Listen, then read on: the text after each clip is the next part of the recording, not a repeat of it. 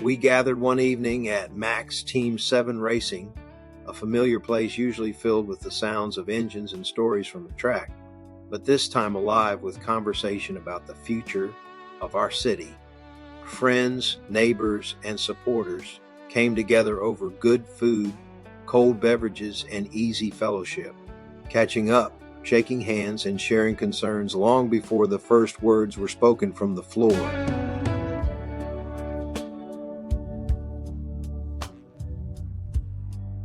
As the crowd settled in, the focus turned to the reason we were there, hearing directly from two candidates seeking to continue their service to Columbus.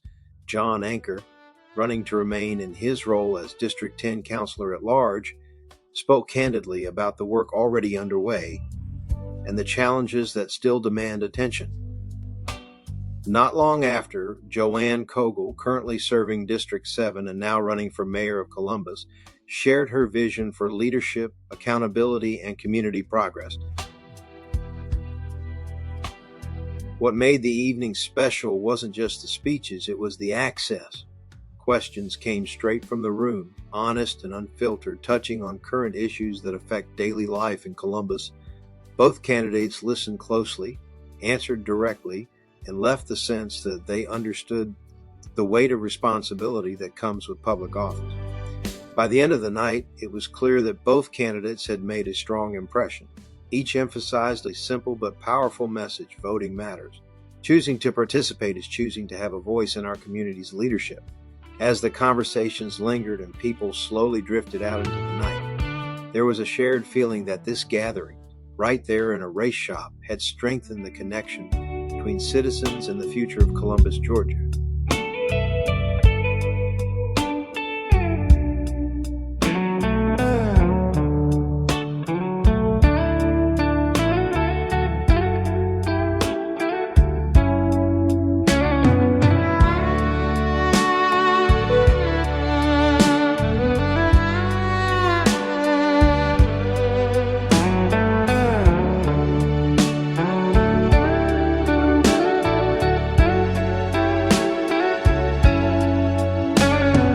Down where the Chattahoochee flows steady and wide,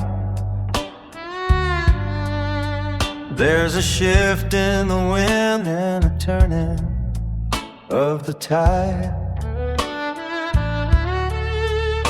From the midtown streets to the north side heights, we're looking for a leader to set the future bright.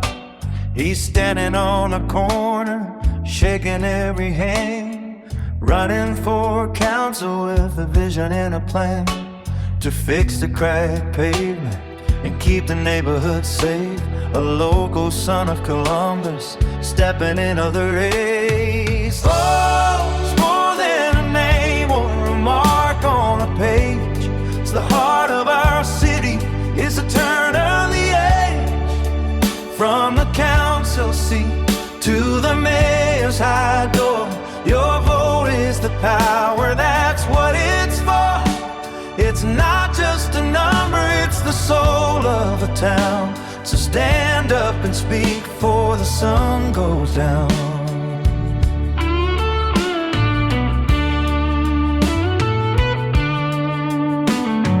She's got the grit that this valley demands, running for mayor with the keys in her hands.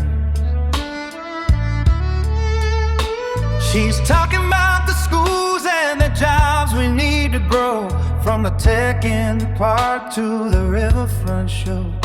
She knows every block from Carver to the lake. Every choice that she makes is for our children's sake.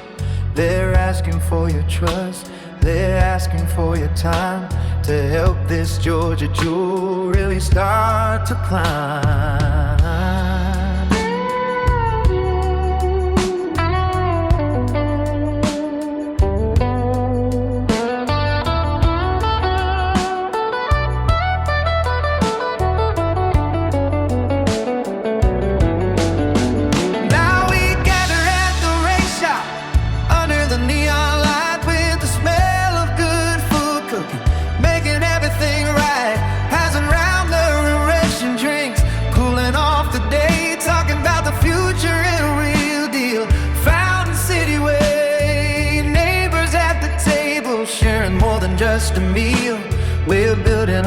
spirit of the people made of steel. Don't sit on the porch while the world passes by. Don't let the big decisions be low priority time. The power's in your pocket, it's the weight of your word. If you don't cast that ballot, you'll never be heard. Oh, it's more than a name or a mark on a page. It's the heart of our city, it's the turn of the age. Come the council seat to the mayor's high door. Your vote is the tower, that's what that's for. It's not just a number, it's the soul of the town. So stand up and speak before the sun goes down. Get out to the polls, voice your opinion. From Broadway to the bypass, Columbus is called. Go vote.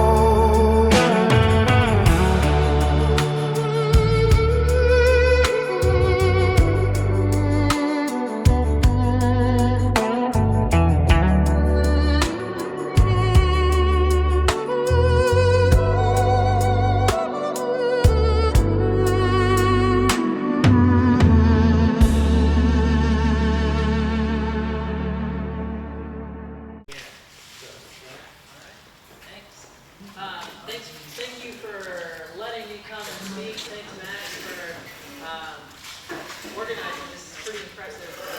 Max at the Republican meeting a couple weekends ago, and he said, "I'll put together a party for you," and I had no idea that this is what that meant. So, because parties mean different things everywhere we go. So, thank you again for putting it on.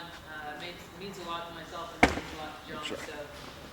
It's always nice to have friendly faces and people who like to hear what we have to say, because sometimes not everybody likes that. So, but my name is Joanne Kogel. I am currently on City Council, District 7, which, like we said, is from Rose Hill, follows the river all the way down to Oakland Park, right up to the Infantry Museum. Includes all of Oakland Park, if you're familiar with South Columbus. And then Overlook and Lake Bottom and all of the business districts. So it's a very eclectic group of people, and it's a very eclectic group of citizens that I'm taking care of. So there's about 15,000 registered voters, and about 1,500 come out to vote. So there's not a lot of people that say, that do a lot of things, but there's a lot of people that say a lot of things. So it's been a really fun ride for me for the last 4 years. I've been on council, and so right now I'm running for mayor in this next election, and took the opportunity because I've seen a lot of stuff that's been going on council.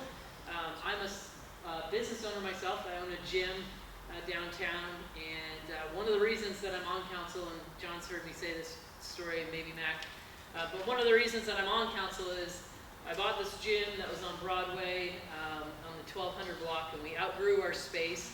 It's about 1,200 square feet, and we just got too big. Growth was good, and I decided to take my business and move over to the RVRC building right across the street from the Coca-Cola Space Science Center, and we moved into 8,900 square feet. And we did a bunch of construction, and I spent a lot of money, went back and forth with the city, and they knew that I was going in there, and I went from like 10 bathrooms to 2 bathrooms, and there was much interpretation of our zoning and permitting laws. And then I went to go get my CO after all my construction was done and everything had been signed off, and the Inspections and Codes office said, "Surprise, you're not zoned to be in the building that you're moving into." And I said, "Well, that would have been nice to know about $30,000 or $40,000 ago and 3 months." And so I spent the next year going to city council meetings twice a month, which they're not very exciting. So, and they're really long, and there's no snacks when you're in the crowd. So, and there's a lot of words. So I spent the next year going to city council, fighting for my business, and I swore up and down after a year, Charmaine Crabb actually came and broke a tie vote that said you could be in the building that we said you couldn't be in, but really you can be in. And I swore up and down there at that point in time that if the opportunity ever came up, that I was gonna be sitting on one of those seats to make sure that our small businesses didn't have to go through what I went through, because that was a pretty trying time. That was the livelihood of my family. My husband was active duty at the time at Fort Benning. He's since retired and is a chef now. So, but he was in and out being deployed, and I was trying to manage a family and run a business at the same time. So. That's one of the things that that's one of the platforms that I'm running on is small business. And I know that's a lot of you are business owners in here. And I know that a lot of you have dealt with our permitting and inspections and codes office, and dealt with permitting and zoning, and probably bang your head against the wall, or either that or you've gone to go get your business license and you probably decided that it's easier to take the penalty than to sit in line for 8 hours and try to pay it, so you just come back later and take the penalty. I'm one of those people that I would rather come back and pay my business license 3 months late than stand in line for 8 hours, because my time is worth more to me to just pay the penalty. So. We have a lot of good things in our city, and we have a lot of good people in our departments, but our systems are broken. We're operating in 1982. We're operating with pencils and paper. We can't do things online. It's really frustrating. I see a lot of heads nodding up and down, but because I know that you guys are frustrated, and I know that this is something that we can change. It just takes a different mindset. It takes a younger mindset. It takes thinking outside the box, and I know that I can change that. And I know it's a very simple, it's a very simple fix, and it's just one that the relationship with council has to get on. But then also we need to have the proper leadership within our department, within the administration, to be able to guide those directors in the direction that they need to go in. And so, that's one of the things that's really important to me. I've asked Missy Kendrick, who's she's the head of Choose Columbus. So the Chamber of Commerce has separated, and they have an economic development section now, and this great lady, her name's Missy Kendrick, now runs it. And I asked her, and I said, Missy, what's the 2 biggest things that you run into when you're trying to recruit economic development to Columbus, Georgia? And she said, one, our zoning and permitting is backwards, and it needs to be more business friendly, so that our businesses are not standing around for 3 to 6 months burning their money and burning their resources. And she said it's also our internal narrative of how we think as citizens that Columbus, Georgia is. So what she means by that is when we have visitors that are out coming into Columbus, you often hear them say, man, Columbus is a diamond in the rough. Columbus is really a great place. I want to come back to Columbus, Georgia. The people are so nice here. But our internal narrative that we have is Columbus. This is a terrible place to live. I'm going to move to Harris County. I can't do business here. This is the worst place in the world to live. I can't wait to move out. And that is toxic to our community. And that is not how we can, that's not how we're going to grow as our community. But that's also something that our leadership has never stood up and said, we're not going to talk like this anymore. We're going to stand up for what we have, and we're going to believe in the resources that we have, and we're going to change the narrative in our city. We're not going to operate in mediocrity anymore, and we're going to turn it around. And so I think those two ideologies paired up with our economic, or paired up with our changing in our zoning and our permitting, welcome in a lot more of that economic development.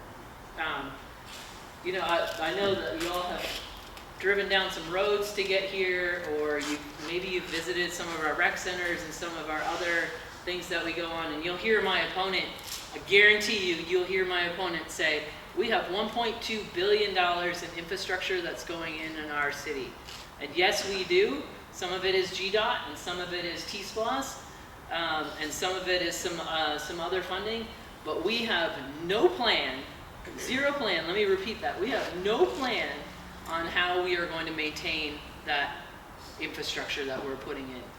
Council sees it all the time. We are constantly trying to fix things. We are constantly trying to put fires out.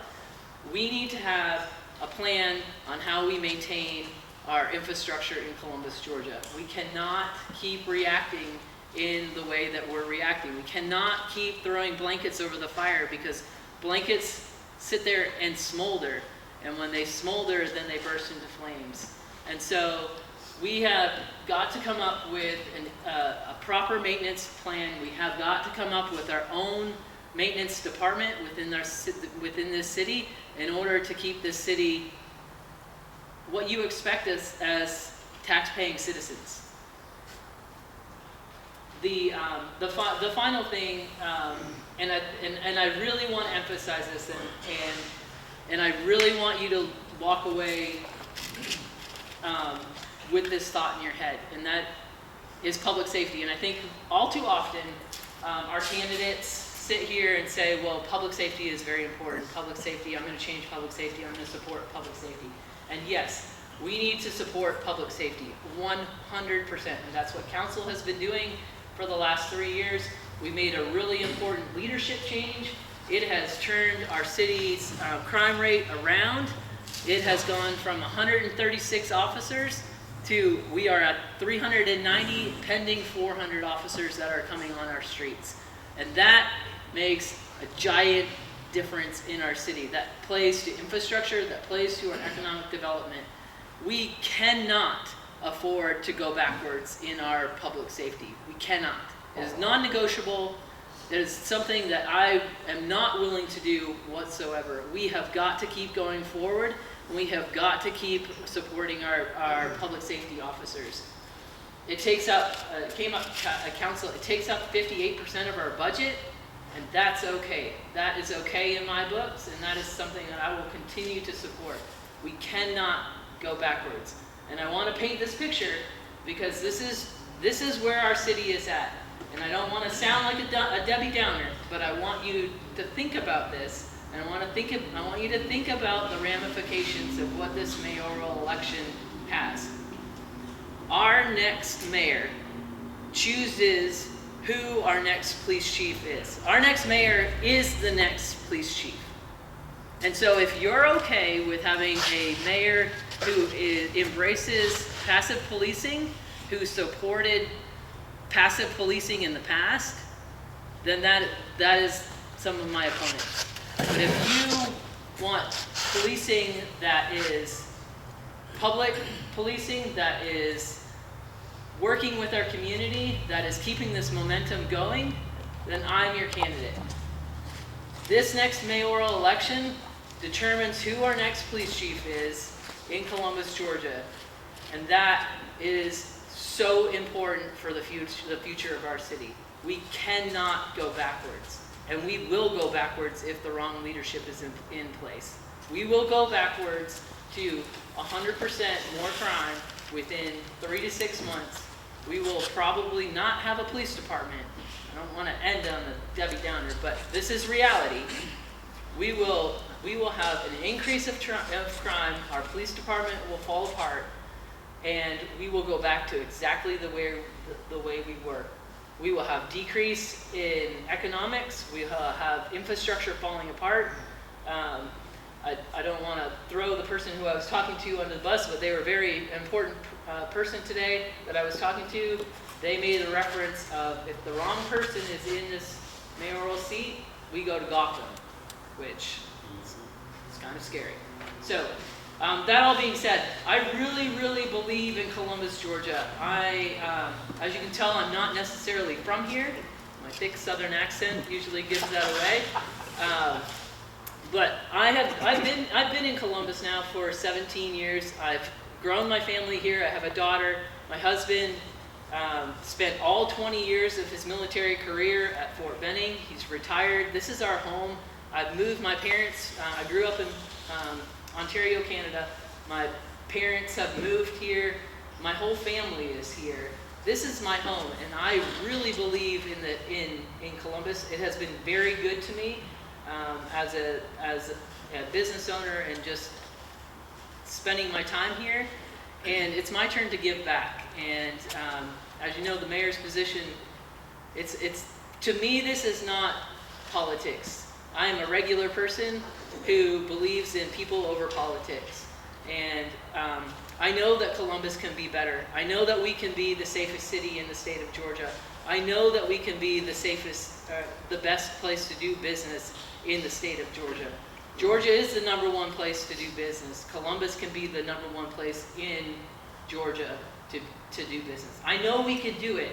It's just going to take a little bit of time. It's going to take a little bit of energy. It's going to take your belief in me, and it's going to take you telling your friends to come to the polls on May 19. You can early vote.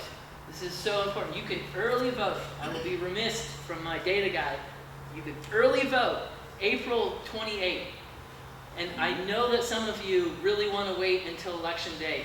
But I can tell if you voted, and I really don't want to try to chase you down for 28 days. It would be really helpful if I could just scratch your name off the list and move to the next person who needs to vote. So, again, my name is Joanne Kogel. I'm looking forward to leading this city because I think it has a ton of potential, and I need your votes on May 19th. So. Yeah, fine.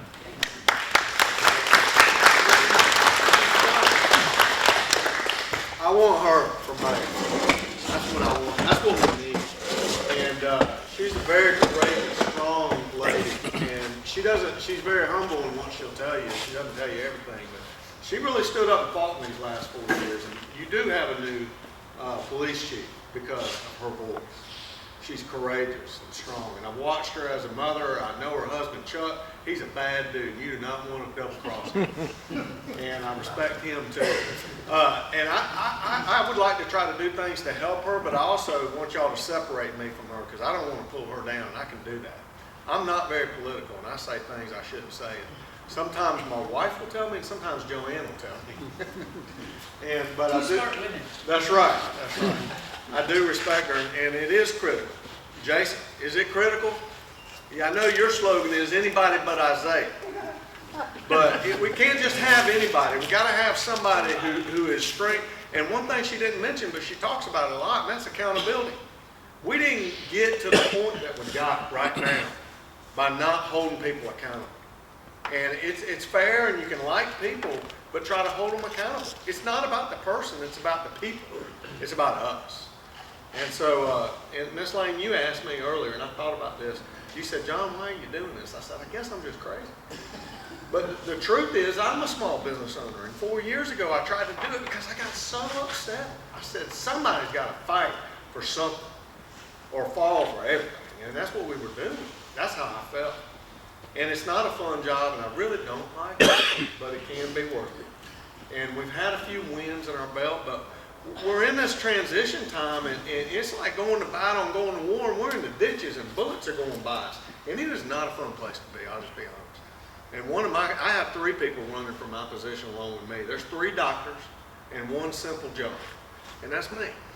And so if you want me to be your person, I'm willing to go, and I'm willing to keep doing it because I want a better Columbus that I know we can have together with a good mayor.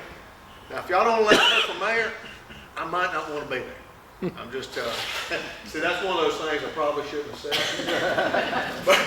but that's the truth. It's an accurate statement. We're at everybody says this election matters more than ever. You know, on May 19th, this is a primary election before the November general election. So May 19th is the primary for all these federal politicians and all these state politicians. You got now 4 people running for the governor's race, and one of those 4 gets to go run against a Democrat in November. So you got to choose which governor you want. You got to choose which senator you want to run against Ossoff in the general election. So in May, turnout's not that good.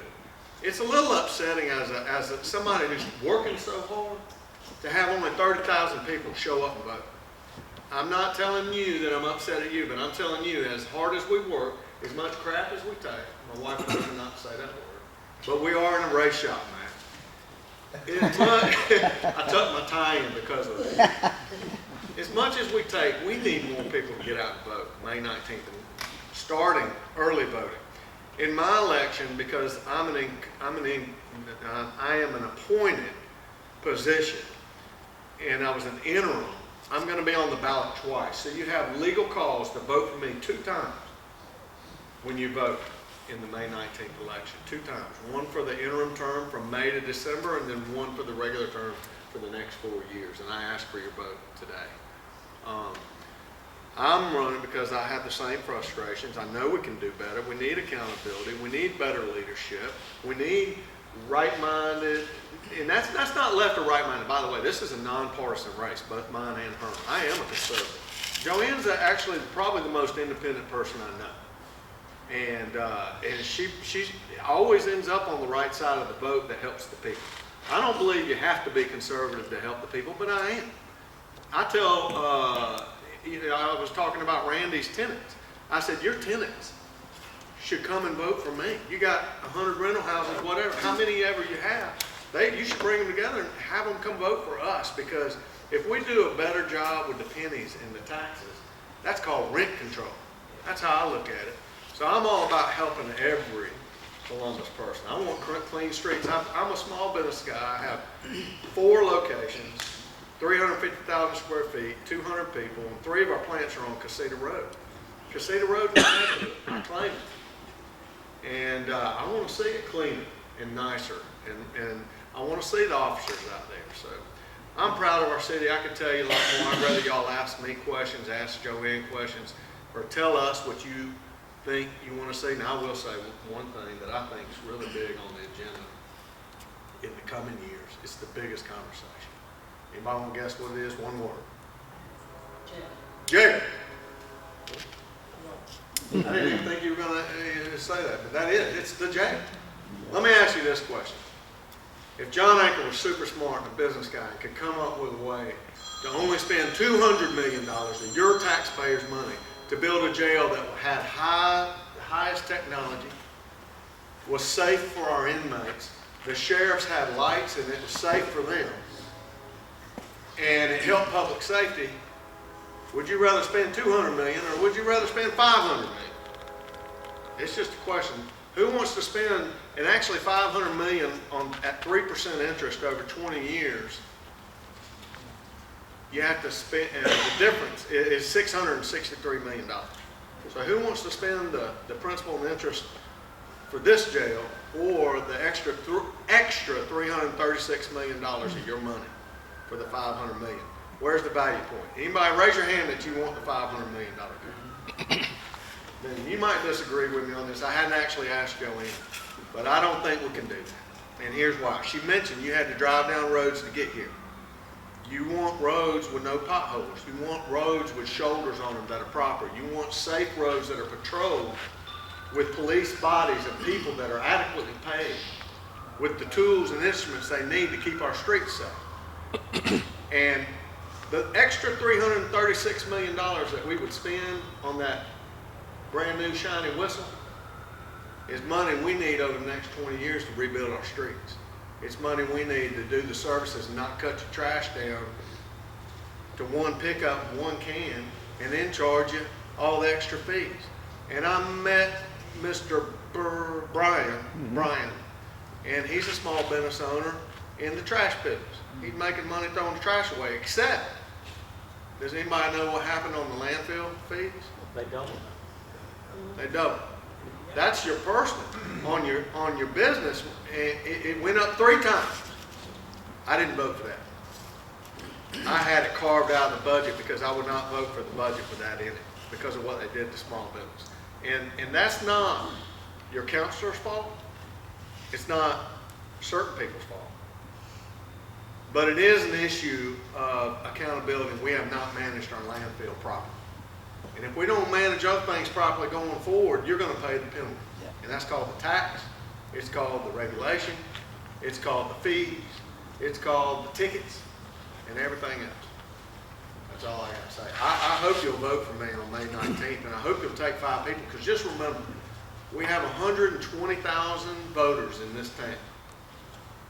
And we're only going to get 30,000 people to show up. And you got 4 weeks to go and early vote at your own convenience with no lines.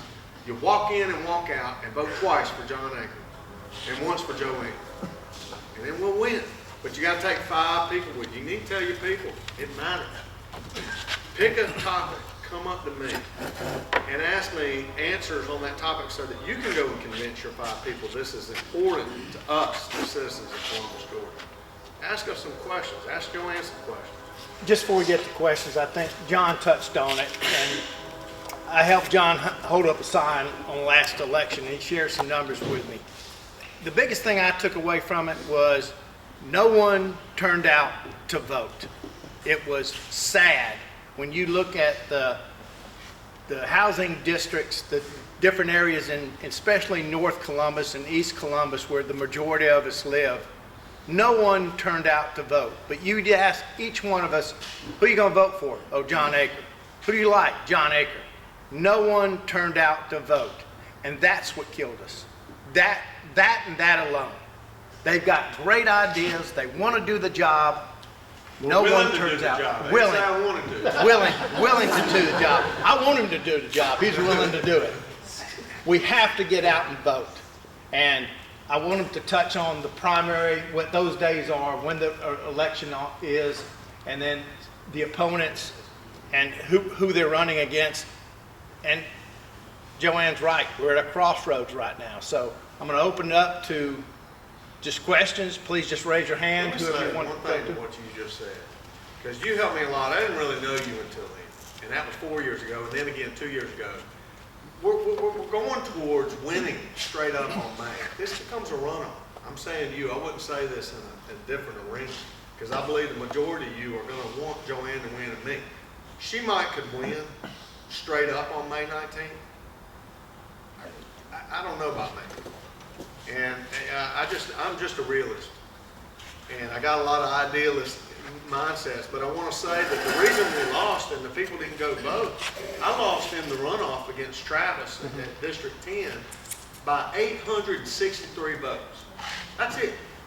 My church had twice as many people in it. They didn't know I existed. And that's a little problem with me, and I don't go there right now. And that's just a problem in our churches. And I love my church, I love my pastor, but it ain't the same on the other side. And church doesn't have to preach who to vote for, and they shouldn't, and it's illegal, but they can say get out and get engaged. We need engagement. 863 votes. And I tell you what, our friends were on vacation in June. The election was in May, they went on vacation, they forgot to early vote, go early vote. And before we leave, I'd be remiss if I didn't say one more thing. I brought envelopes and I need money. I only announced my campaign. I didn't even announce it. This is it. This is my announcement. I just put in my letter of intent. I have not done anything except try to help Joanne. I have a very little amount of money and I got a very little runway, and I need all your money because I got this young lady that I need to meet her. Her name's Nancy Green. I've not ever seen her face to face, and supposedly she's building my website right now, and I'm pretty sure she wants money. And I'm willing to pay for it. She did say she'd do it for free. And before we do that, this is I didn't Stephanie. bring envelopes, I brought my treasure. This is Vanna Treasurer. White is here. I'm Stephanie McPherson. I'm Joanne's treasurer. I'm happy to take any donations tonight. There's also a QR code if y'all want to scan it and donate online later. The campaign is happy to cover the credit card interchange fee. But any funds, $10, it does not matter. Every dollar counts. And on your way out, if you'd like, I've got signs all in the front. There's signs over here. There's bumper stickers here and little lapel stickers here if you want. Put her name everywhere. We need to blast her as far as we possibly can across town. I have a ton more signs in my car, so we won't run out. Grab them all. They're over here by the gorilla and then all out in the front. And we have everybody's name that is here tonight and was going to be here. Is there anybody here that does not want us to contact them for money? Great, so there you go. Perfect. You're set. Thank you. We'll open it up for questions now. Question? I got two questions. When we were at the Holiday Inn, you spoke about what is the new thing that's going on in Columbus that's selling? Brian Selma's got to go out and bring business to town. What is their? Choose Columbus? Choose Columbus. Choose What Columbus. is it? It's called Choose Columbus. So the chamber has decided to take a different approach now, and instead of the chamber going out and trying to do all the things, so take care of the businesses that join the chamber and do all their networking events, they've segregated, I guess, the economic development portion of the chamber. So there's Missy Kendrick. She's from Rome, Georgia. She's done some really great things in North Georgia. Took the job, and her job only is to bring economy back into Columbus, or economy to Columbus. And so she's out networking with the state. She's networking around. And she has good Alabama. relationships already. Yeah. She was She's got super some- successful in Rome. They were very upset about it. Yeah, so she's made some really great strides. She's already brought in, I think you saw it probably, the magnet factory that's going on with the Technology Parkway, I think. She's made some really big connections with Pratt & Whitney, I think, and she's working on a couple other projects. So she has been a really great asset to Columbus, and I know that, like I said, some of her big hurdles is just our zoning and our permitting, and making sure that our sites are ready for these companies that want to come in. So when the mayor went over to Korea, she's got a lot of relationship with some of these Korean companies that are coming in as well, to do some industry and provide the jobs. But just not jobs. You got to think a little bit bigger picture, right? I mean, they have to create the construction, right? So there's the construction jobs, there's the landscaping jobs. It's not just the jobs for the businesses that are coming in to Columbus. So it's a pretty big asset. I think that we've gained about 600 jobs already in the last 6 months or so. And there was a presentation not too long ago where they gave some statistics just to put a little bit of background to that. From 2019 to 2024, Columbus lost 1,500 jobs. And so to be able to say in the last 6 months that we've brought back in 600 plus jobs, that's a step in the right direction. We're getting a big ROI on Missy Kendrick right now. So She came from Rome? she came from Rome. Yeah, she's about this tall, blonde hair, really fiery, girl power. I want to show, yeah, go ahead. So what's stopping us, when I say Columbus, from getting a big company to come here? Because, I mean, I can basically say I was born and raised here. I've been here 30 years, retired military 20 years, much like your husband. We always look at Columbus as, okay, what's the second largest city in Georgia, right? And everybody says it's either Columbus or it's Macon. It just depends on what the populace says that year, right? So I go, well, what does Macon have that Columbus doesn't? And then coming from Greenville, South Carolina, I know you guys did a trip up there and looked, and what's driving Greenville and what I think could help in Columbus is getting that, they've got Michelin, they've got the big, go over here to the Kia plant, right, over in Alabama. What is stopping us from getting something big like that? Is it just because city council doesn't want to vote on that, or I would like to. We've always been a meal town. a mill town? We're a meal town, exactly. And old money kept them out. Well, maybe that was it back then, but I'd say we are missing an interstate like the Kia. We are missing an interstate up in Greenville like the Michelin and the BMW. That's part of it.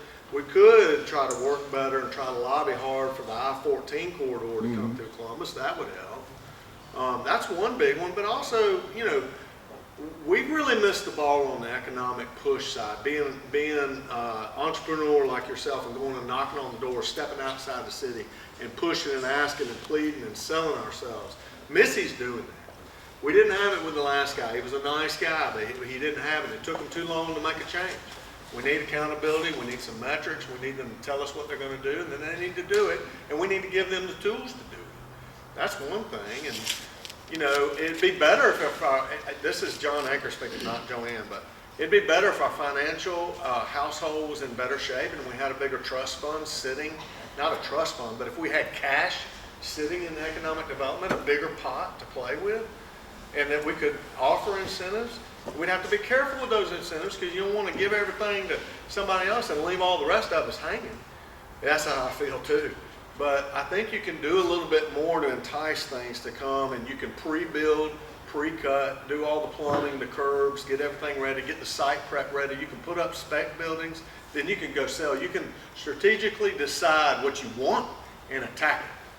And we've never been in the financial position to do that. And the jail, to me, is a perfect example of how we are hand-tying ourselves for the next 20 years if we do this. Mm-hmm. Now, I think I'm the only one who's against it. And I'm not against the jail, I'm not against spending money, because we have to spend. Here's the thing, the need is real.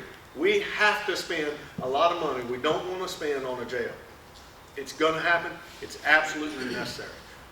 My thing is, I don't want a $500 million jail, $300,000 per inmate. I think we can do it for $171,000 per inmate. I've got something I'm going to try to work on, but we've got to have our finances in order.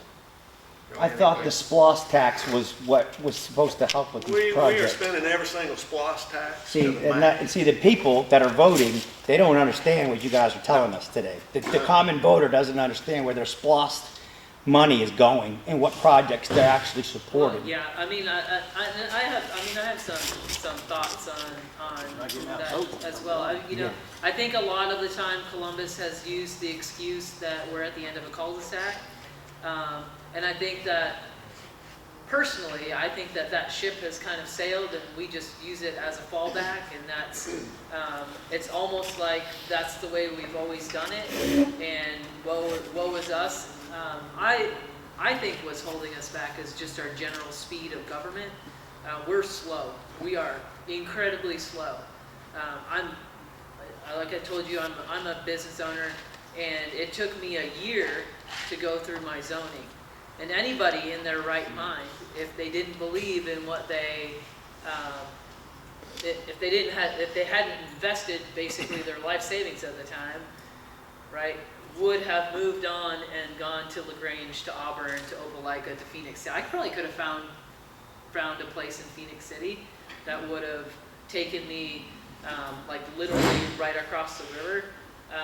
And so I think that our speed of government and our innate knee-jerk reaction to say no is what is keeping businesses That's alive. cultural. It is, it's no. Everything is no. I mean, and I know that all of you have run into it before. You've sent an email to somebody in the city and the answer is no. It's not, we can't if, it's not, it's just no. I want to touch just a little bit on the interstate thing. You know, we was a cotton mill town. Right. And we was controlled by about 5 families. Yeah. And they did not want interstates because that was going to bring organized labor. The interstates were originally designed for what? To move troops. And we got did have one of the largest military installations in the world, but we didn't have interstates, and these families didn't want it. And we've all got to make that change in our head that we need it, and we need to get out and change how we think. Well, when we have a good mayor and a good leader who understands some of those things that need to happen with the change in the culture, the can-do attitude that'll say, come on to our town, they'll take your hands and show you how they can make it happen as opposed to telling you all the rules and telling you no first. And one thing I've got to agree with her on is this change in our police department. It has been unbelievable. We've got to support those people. One thing we need to get out is how the crime has dropped, because we're still listed. It was in the council meeting today. We spent about an hour on it. We asked him for the presentation, sure we could bring it to you. We're still Copeland. Yeah, Even though we didn't have the homicide. you know, Yeah. people look and they talking about moving to Columbus, and you look at the crime per capita, we're higher than Atlanta, Georgia. We were, 3 years ago, we were higher in Chicago. You know, yeah. So, you know, and that, We're doing better. that in itself, you know, and I know that personal from family. They didn't elect to come back here, you know, when they got through the school and professional. They went to Atlanta. You know, and I think we're doing something. We just need to get that out, that we are dropping this and have dropped it. We also pay more property tax than anybody else in the state. Yeah, I need something about that. Yeah, y'all killing us. Hey, you know what? I want you to know that property tax has gone up. The valuations on your properties have gone up 52% in the last 5 years in this region. Nowhere else in 18 counties around us has that happened.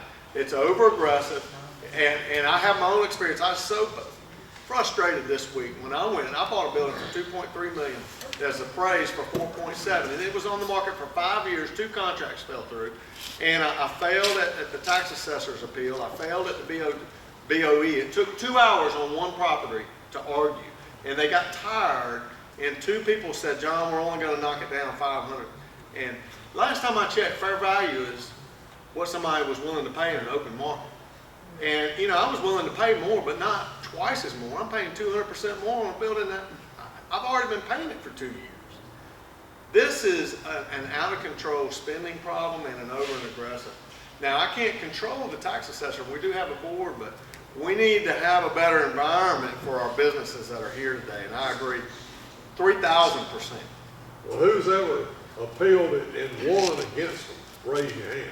I've won a couple. But let me tell you something. But I've never gone Winning- all the way to Supreme Court, and I'm going this time. Winning don't mean they bring it down to what you're willing to think it's worth. It means they dropping it down a little bit, they still Winning win. means dying slow or something. Hey, I fight every year. I help, actually, John and fought on 93 in one time. This is why Let I'm me tell you, here. This I is got why low I'm here. income, and it's low income, and y'all, you know, look at all our homeless people. Y'all Most need of to talk my loud. renters get about 800 a month, 800 to 900 a month. That's all they make. I got 5, my rentals are $400, $500, $600. Now Okay. we're having to go up because of taxes and insurance. You know how we can lower your tax even with the valuations going up? We, the council, can do the right thing and lower the millage and squeeze that budget down by legislation. You know, the millage is the formula they attach to that 52% overpriced valuation. So we have the ability to lower the millage. Do you have a courageous council that can do that? If you don't vote for your counselor, who is conservative in nature, who understands business, to lower that millage, it's never going to happen. I want to lower the millage. I think right now in this political environment, it's extremely hard, but we've got to fight hard for it. Well, they need a cap on the percentage. It can go up every year too. Now, you need to have strong legislators that can lower the millage, because they'll always go up on the valuations. You saw 52% in 4 years. So no cap on the millage is ever going to keep an over-aggressive assessor from going out. It's a budget problem, it's a millage problem, and you got an over-aggressive tax assessor. That's how I see it. And she's a state Department of Revenue lady, so she's governed by a board. We live in a town that's changed a lot in the last 20 years, and we got to fight a different way. And the way you fight is you get out and get your friends to vote. Early vote for Joanne. Yes. And by the way, I'm an at-large counselor. Every one of you in here in Muskogee County can vote for me. She's an at-large, going to run for mayor. Everybody can vote for her. Charmaine Crabb, if you live in district number, she needs your vote. Karen Gaskins should be here tonight. We should have invited Karen Gaskins. If she's in your district, one, you need to vote for Karen Gaskins. Simi Barnes gets in there, watch it. It's like Isaiah and Simi are like this. I shouldn't have said his name, I'm sorry. No, we all know his name, so say it. Jason said it, I just copied him. I was at a council meeting, it's been a few years ago, when the council was in there and said that Columbus, Georgia had enough money to run for 5 years if they didn't collect another dime. Who said that? Huh? Who said that? That was at a council meeting. And I was at that. It's been about 3 years ago, 4 years ago. We go 88 days. Huh? 88 days. It was 113 days a year ago. What happened to all that money that was in there on that? As far as the jail goes, Baseball field. I don't care if it's. What, I can't, Randy, I didn't hear that one question about the money. Where did it go? Where did it all go? Where did it go from 100? 13 to down to 88. Well, we spent it, we went over a list today on things we spent it on. Since then, we got another penny income tax, and we all went up. We went and bought a permit today, it cost us $1,000 on a $150,000 job. And hopefully, That's probably $700 more than what we've been paying. well, I would just tell you this, Randy, I want to pace it. Please vote for me and vote for Joanne, and just remember, I only have one hand on the tiller, and I'm trying. And I think she's trying really hard, too. Yeah, I understand. What part of the city are you gonna start at? We're trying to straighten some of that out when you get in there. Exactly. That's That's a good question. Which part of the city for anything?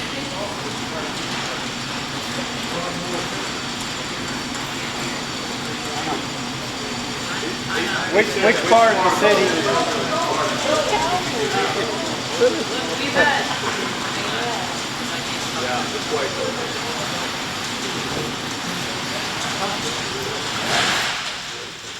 we've had, don't quote me on the number, but we've had probably 8 audits in the last, maybe 9 audits in the last 2 years.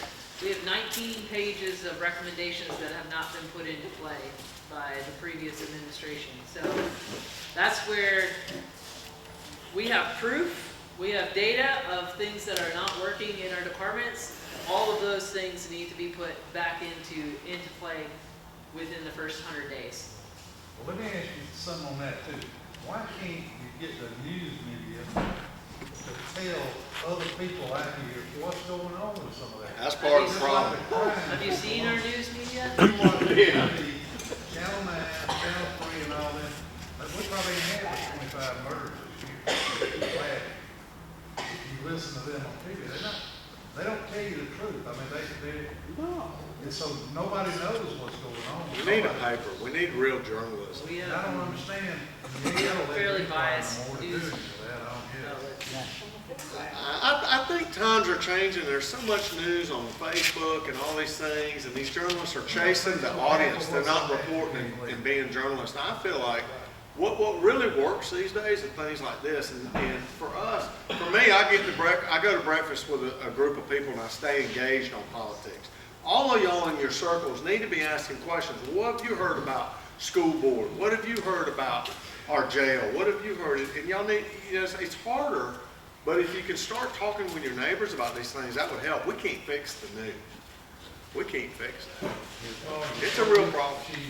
People talking about, I've never seen that anywhere, to be able to say anything to them or anything. The chief? Yeah. What's his name, Smokey? Stoney. That's part of the problem. Y'all gotta figure, we were all around when Tim Weatherington was out on, we knew Jim, and we all seen him, talked to him. I'll say it, Stoney gets out. I'm a little biased, but I see Stoney out a lot, and he's not sitting in the ivory tower, so to speak, doing nothing. And I think that's how he's changed. Yeah, he's done a good job. The culture of the department is being out there. I saw him this morning at 6. I addressed the the police department for the last 2 weeks at their 6:30 a.m. brief. And he's there, and him and his command staff are there pretty much every morning, making sure that they're started out right. And then I see him out in the community doing policing events, meeting people, going to lunches, to see him sometimes at the coffee shop, just getting out and about. I'm happy to introduce you if you want to meet him. I mean, he is more than happy to come and shake your hand. He totally believes in policing other people. There you stand in my shop, then you gotta have a four-wheel drive truck to get down the road. He's got one. That's a fact. Takes care of all the traffic lights and changing the traffic lights. Engineering today in council is Vance Beck, right? Yes. Engineering, and today in council, we had 2 people on the public agenda. We had a first reading on somebody asking for a stop sign. We had 5 different traffic issues coming in of safety, pedestrian safety, speeding cars. Yep. You know, it's just another area that's way behind. And I think when Joanne was talking about what she was going to do, whoever asked the question in her first 100 days, she was really referring to, I think you were referring to the risk assessment. Well, our risk assessment, and we've had all these audits going in. So From Donna. yes. Right, okay. Yeah. So we have recipes to follow to build better standard operating procedures to help put the hot spots at the top, but it's not being managed. This is, Well, one thing I was asked, main reason I was asking, you go up, say Veterans Parkway, okay, and you're sitting there at the red light in front of the Publix, and you're gonna take a left to the rec center, to Northside High School. You sit there for 5 minutes, and if you have a yellow blinking light, when there's not one car coming for 5 minutes, people can, at their own risk, take a turn. You have them at certain areas in town, but in areas that it should be in, they're not there. Right. And it's just a change of the light to a yellow blinking light to proceed with caution. that's a state road, isn't it, 27? Yes. And You know, Whitesville Road. well, my point is, Now they've got a camera up there, and you're we sitting just need to follow standard operating procedures and have better, Okay. we need to have better strategies or better communication with the state while they're doing this. We just don't turn our hands loose and let it go until the state leaves. And then it's a mess and it takes too long to fix it. Well, I understand 27. I bet there's one that's not on 27. It's on Firehouse. But right there at Moore Road, I mean, not Moore Road, but Whitesville Road. Whitesville and Whittlesey. But Whitesville Road and Williams Road, you sit there forever, and then one car comes down Williams Road, it changes the light, you're still sitting there for another 2 minutes for the light to change for you to turn left. You could turn left and waste less gas, being safe, with a blinking yellow light. You have them all over town, but you only have them in places that really don't matter. Or just be like Mac and run the thing. And I think some of that is I know, not see flexing that. with how we grow and how our city is changing, and just doing it. This is how we've done it all the time. This is the old way. Yeah, and so I mean, and it takes feedback from citizens. I mean, whether that's on public agenda or with your counselor or with a mayor. I mean, the city is changing, and it's not the same city as it was in 1990. It's not the same city that it was 5 years ago. I mean, look at the traffic patterns with Midland. Look at the traffic patterns, like where the city is growing, where it's shrinking. I mean, it's a moving target at all times, and so we need to be able to flex. It's a pretty easy fix. Yeah, yeah. Jason. One thing that they're talking about when they're talking about the public agenda, you said it. Most of these people work, and this is one thing I brought up, tried to bring it up. So you have a council meeting every Tuesday, 9 o'clock. These people, some of us are at work. I had the privilege to be able to come, as I do for myself, but some of these citizens don't get to go there and voice their opinions. then you have 4 hours of business being taken care of before the public ever gets to speak. These are just things I've tried to, and it's real. And then you have them at 5:30. These people are just getting off work. A lot of the citizens are getting off work. We got to rush home, try to change, come to that meeting. Where can we put in where the people actually get to speak before the 4 hours is up, but doing business, and on a day that they don't have to leave work? Like I said, if we're going to do it, the citizens work. We have to work to make livings. So. It's the mayor's agenda. It's the mayor's agenda. Yeah, I mean, and that's always been a thing, right? Again, this is the way that we've always done it. It is a little awkward to say, to have the public agenda after we leave.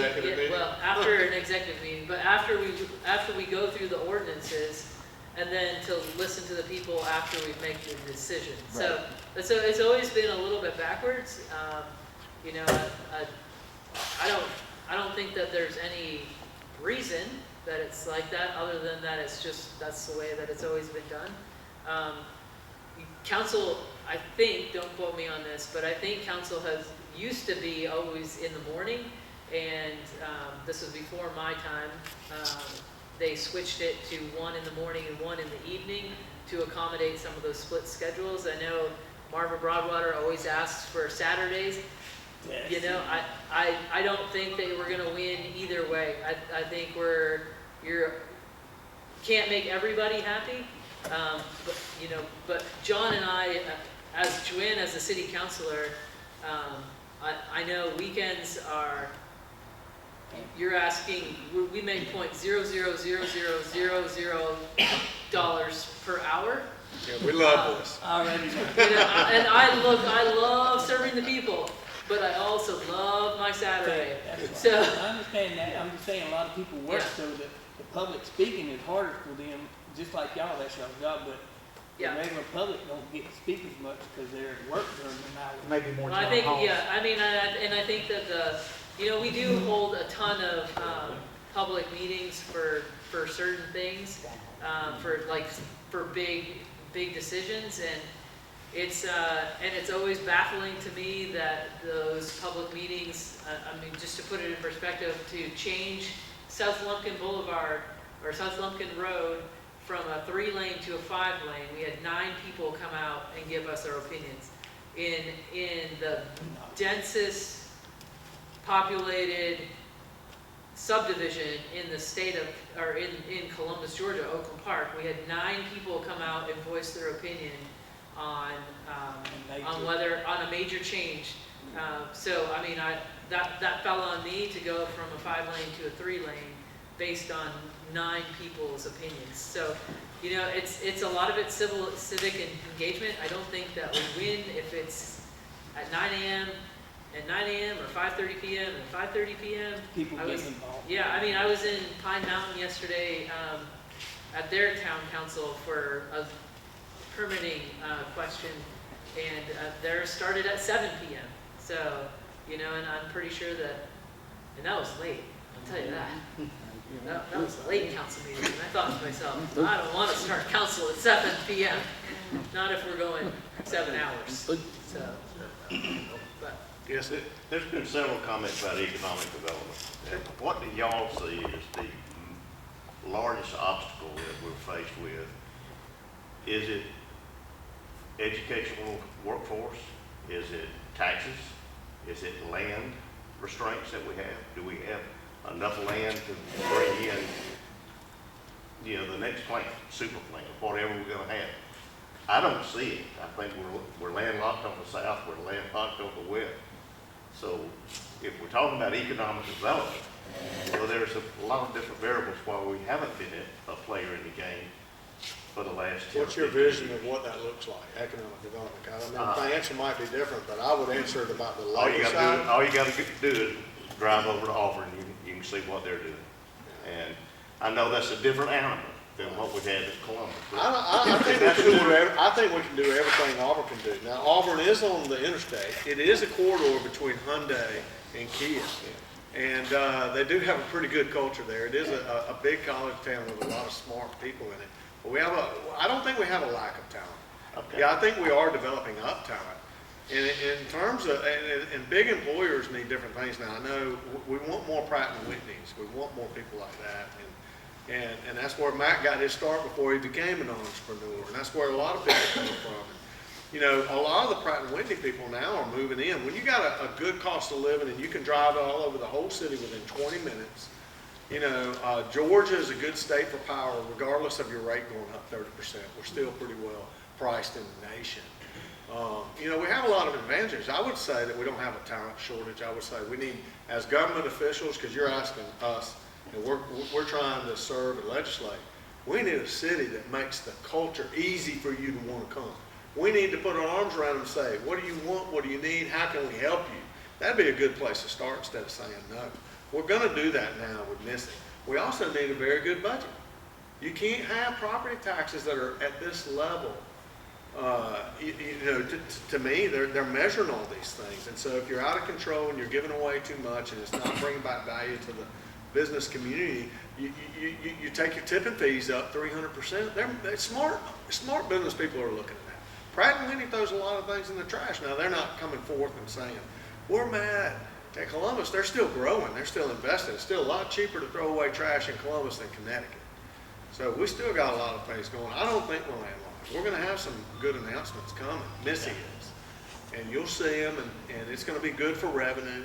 It's going to be good for people. We're going to start growing slow. But you don't take something that's been doing it the same way for 40 years, led by the same people, for 40 years, doing it the same way, who shun other people who have questions and ideas for consideration, tell them you're an idiot. They don't tell me I'm an idiot. They just treat me like that. I call it like I'm living in a mushroom farm. They're throwing fertilizer on me. You know what I mean? And but we're going to have to start doing things different. I think we can do it.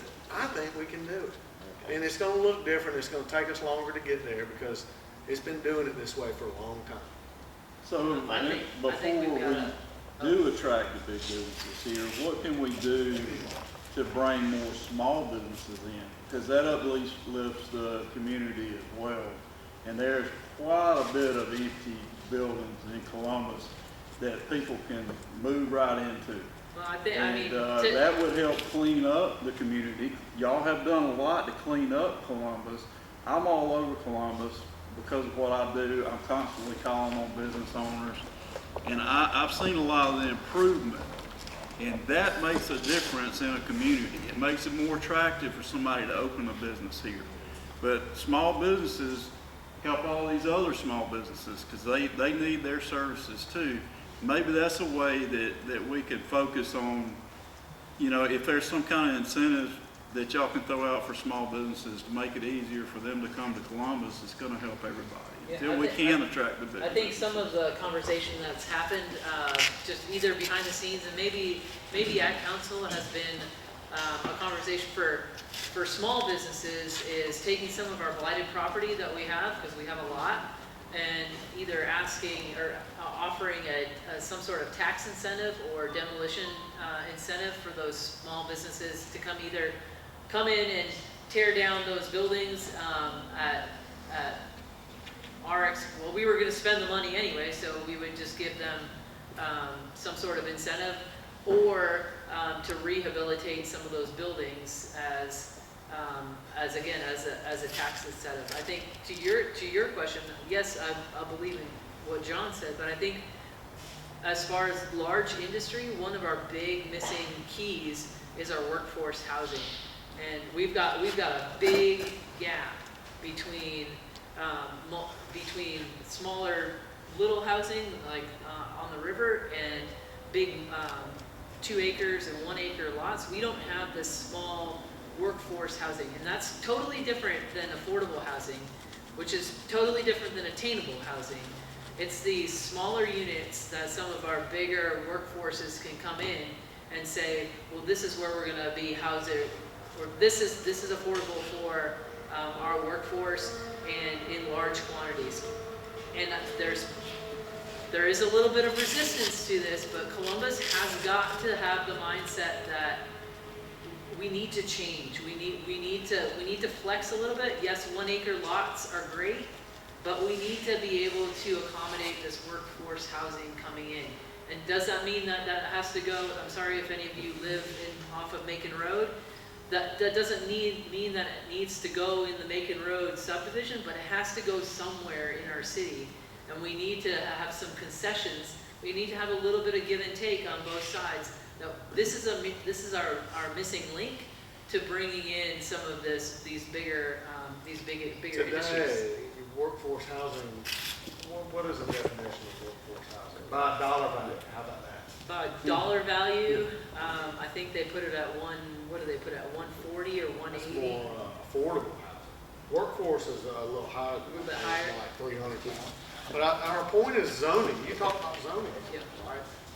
All these things. It's building blocks. It's building blocks, and we got to start adjusting that with a good leader looking into the future.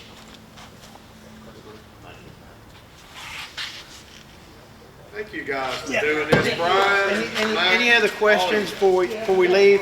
But I did want to hit on some key dates for, go ahead. What's the difference from a $300 million jail and $500 million? This is a really good question. I'll tell you, first off, I said $200 million jail and a $500 million jail. The difference is the approach. And my approach would be to do a hybrid. Build a new tower that's shiny with all the bells and whistles that would hold 2/3 of the inmates that we currently have attached to the old jail in phase 1. Go to a phase 2 and remodel where you move those out into the new one and spend a bunch of money in phase 2, and then phase 3 move over here to this section of the jail, move those people into there and remodel this one. It would take longer, but in the end you would have something better value that's serving the citizens. In terms of being inside it, being an inmate, wouldn't be too much different. You wouldn't be quite as crowded. You wouldn't get in as many fights. It'd be a little shinier with paint and floors. I mean, you know, inmates always try to tear up a jail. It doesn't matter. If you build a $500 million jail, it's the inmate's goal to tear it up. So, and if you think you're going to build a $500 million jail and it's going to last 50 years, I think no. We would like to build it like that. But I don't think there's any difference in the $200 million jail and the value it serves you and me and the $500 million jail, except the price you pay. That's what I think. Build one like El Salvador's got. Southwire? Not El Salvador. Oh, El Salvador. Build buildings like that. Hey, I got these empty envelopes. She's got a barcode. We need money, but we need votes more than anything. Right, so remember, April 28th, early voting starts for May. You have to get, as Jeff Kennedy pointed out, I'm old, so I'll say it. If we don't elect Joanne in there, Isaiah's going to go in. So just understand that. Thank y'all for coming. Thank you.